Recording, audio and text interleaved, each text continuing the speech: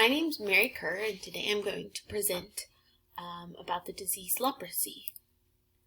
So a little bit of background on the disease. Leprosy is the most common curable cause of neuropathy in the world. And prior to starting this project, I thought leprosy was a disease of the skin, and the symptoms do manifest themselves upon the skin, but it's actually a disease of the peripheral nervous system, which is exactly what neuropathy means. There are 5 different forms of the disease. Their genomes have all been mapped, and they're almost completely identical.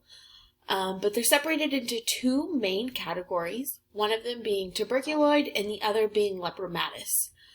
Children are more at risk for the tuberculoid form of the disease, and adults are more at risk for the lepromatous. Neither gender is selected for in children, but in adults, males are 2 times as likely to get the disease as females. So, understanding a little bit about what causes leprosy, it's caused by the infectious agent Mycobacterium leprae, which is part of the genus Mycobacterium, which is also the genus of tuberculosis. The bacteria targets the host's peripheral nervous system and invades the macrophages and Schwann cells, which leads to demyelinization and axon damage within the nervous system. The bacteria is bacillus-shaped. Here on the bottom right, you can see an image by an electron transport microscope, or electron transmission microscope, and you can really see the bacillus shape of the bacteria.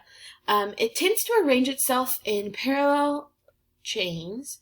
It has an extremely small genome. It has the smallest genome of all of the bacteria within the genus.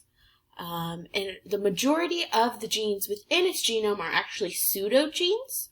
And because they are pseudogenes, it is nearly impossible for scientists to create the bacteria in an in vitro setting. And that's one of the reasons why leprosy has been around for so long, and so little is still known about it, because it's very difficult to perform research on. It has a lengthy regeneration time at around 13 to 14 days, and it thrives in cooler temperatures. It's almost completely non-viable above 35 degrees Celsius, and you'll notice in hosts that it infects, it tends to manifest its symptoms on cooler areas of the body, such as the fingers or the soles of the feet. Oftentimes the ears will show symptoms. And because it is so difficult to perform research on, the exact infection mechanism is still unknown to this day, but scientists believe they're becoming closer to understanding it. And at this point, they believe the pathogenesis is a 2-step process with 2 sets of genes, one that focuses on actually infecting the host and the other one that focuses on bringing about the symptoms. But they're still working through that, and that is something that is still yet to be discovered. So leprosy has been around for thousands of years. It's believed to have begun in India, and then from India it was spread throughout all of Europe due to the movement of Alexander the Great's troops. It's mentioned several times in the Bible. Up in the top right corner you can see Jesus speaking to a leper, and then it hit its peak around the Middle Ages, which is shown in the bottom left corner.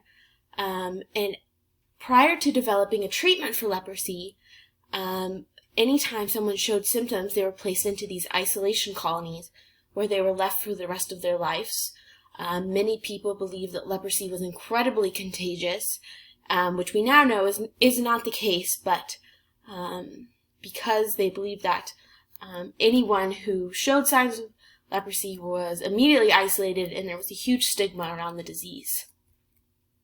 So now, thanks to research and a successful treatment plan, the disease is not nearly as common as it used to be. The cases are primarily saturated in just 3 countries, those countries being India, Brazil, and Indonesia. Those 3 countries, the cases within them make up over 70% of the cases worldwide. And one of the reasons why there are so many cases in those countries is those countries are incredibly populated, they're fairly impoverished, and it's very difficult for the people to receive the treatment that they need. Here in the United States, we typically have between 150 and 200 cases per year. We are able to treat everyone here, and because of that, the mortality rate is incredibly low. Recently, we've seen a bit of a surge in cases in the southern states, and that's because the southern states are home to the 9-banded armadillo, which have recently been discovered to be a carrier for the disease. So people who handle armadillos or for some reason have had contact with them are at times more susceptible to the disease. So the symptoms begin as just almost like rashes, just discolored areas on the skin that begin to lose sensation. You might get nodule growth, and nodule growth are just subcutaneous lumps all throughout the body. Painless ulcers might begin to develop on the soles of the feet. Again, the soles of the feet because it's a cooler region of the body. You might begin to lose your eyebrows and eyelashes, and then even in males you can go on to lose your facial hair. And then if left untreated, you may experience numbness in affected areas, as well as muscle weakness and potential paralysis.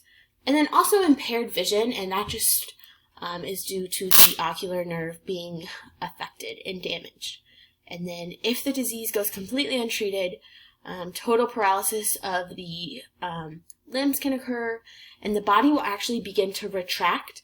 The fingers and the toes, I have a photo of that later on, but the digits will appear shortened, and then you can also just have those perpetual ulcers on your feet, and they can even begin to develop in places like your ears and even on your shoulders.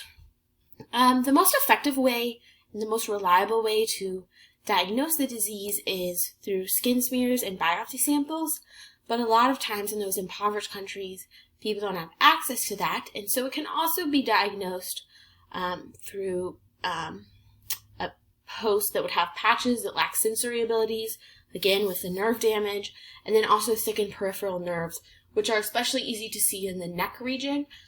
Again, I have a photo of that. So here you can see this kind of rash that's beginning to appear. Likely this person would be beginning to lose sensation here or have completely lost sensation. Here we have an ulcer on the bottom of the foot.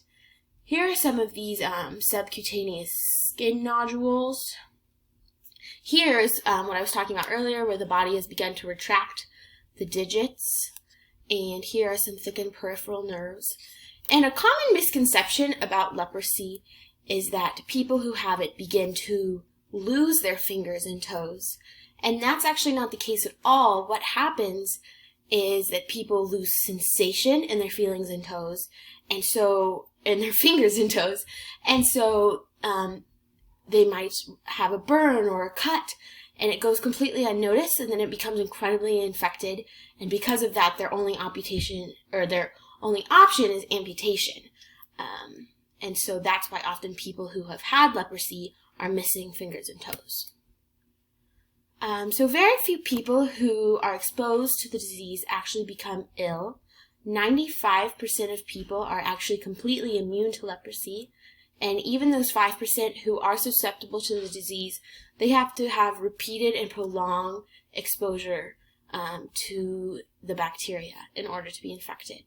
The bacteria actually incubates within the body between 3 and 5 years, so it's an incredibly long incubation time. And that's why also most children, you don't see leprosy in children until they get to around 10 years of age, just due to the longer incubation time. Originally, they began with the isolation colonies as treatment, and then around the 1940s, it was discovered that sulfone was an incredibly effective treatment for leprosy, and it was met with a lot of success, and so that was begun to be used.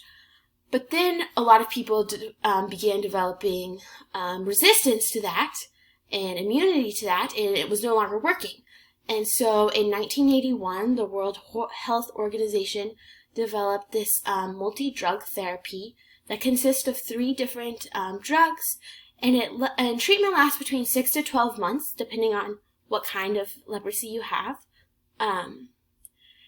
You are no longer contagious after the first dose, but you have to finish and complete all of the doses in order to not relapse and become reinfected.